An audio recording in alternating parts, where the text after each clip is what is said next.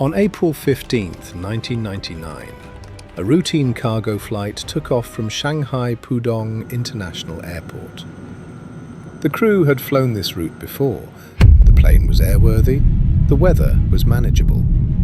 And yet, within minutes of takeoff, Boeing's 747 cargo aircraft carrying the Korean Air call sign would become a fireball falling from the sky, crashing into a residential neighborhood and killing not just the crew on board, but innocent people on the ground.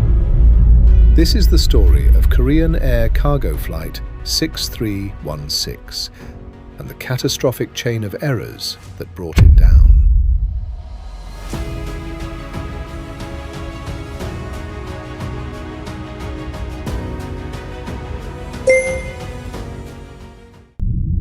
The aircraft was a McDonnell Douglas MD-11F, a wide-body freighter operated by Korean Air.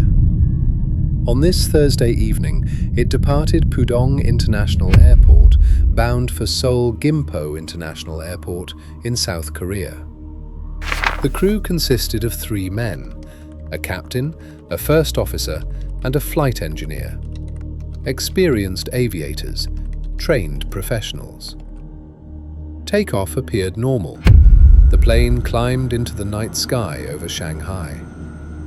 But something had already gone wrong. Air traffic control cleared the flight to climb to a specific altitude, and this is where the tragedy begins. The crew misunderstood their clearance. Rather than climbing to the assigned altitude, they descended. In aviation, this is known as a controlled flight into terrain scenario, where a functioning aircraft with a functioning crew flies into the ground not because of a mechanical failure, but because of human error. The crew had been given a clearance in English, but the communication, whether through language barriers, crew resource management failures, or simple misinterpretation, was fatally misunderstood. The plane descended when it should have climbed. The MD-11 struck the ground in a populated area outside Shanghai. The crash and resulting fire killed all 3 crew members aboard. It also killed people on the ground, residents who were home that night, unaware a 180-ton aircraft was falling toward them. Property was destroyed. Families were shattered, and China was left asking, how did this happen?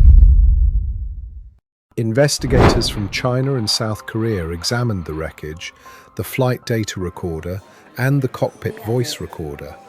Their findings pointed to a combination of factors. First, language and communication.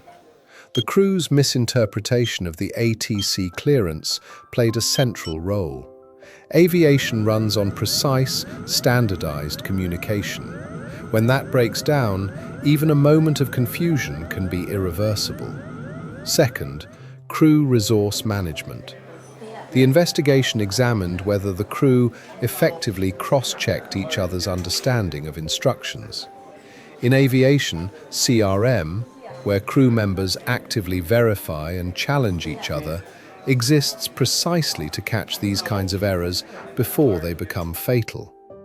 Third, Korean Air's broader safety culture. This crash did not happen in isolation.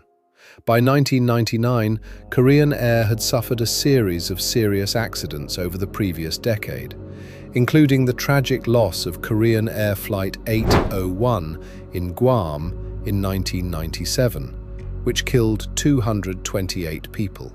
Investigators and aviation safety experts were noting a pattern.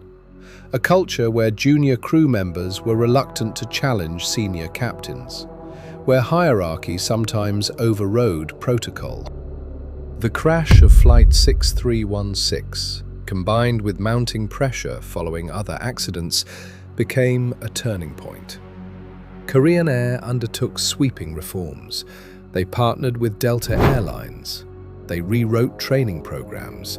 They made English proficiency a strict requirement for all cockpit crews. They restructured their safety culture from the ground up. Aviation experts, including those cited in Malcolm Gladwell's book Outliers, later pointed to Korean Air as one of the most remarkable turnaround stories in commercial aviation history. From one of the most accident-prone carriers in the world to an airline with an exemplary safety record. That transformation did not come without cost. It was paid for in lives, including those lost on April 15, 1999, in Shanghai. 3 crew members, people on the ground, families who never expected that night to be their last. Flight 6316 is a reminder that in aviation, and in any high-stakes environment, communication is not just professional courtesy, it is life and death. And the willingness to speak up, to question, to verify, can be the difference between a routine flight and a catastrophe. If you want to understand how the aviation industry has learned from tragedies like this one, and how those lessons continue to save lives today, subscribe, and we'll keep diving into the stories that shaped modern aviation safety. Fly safe.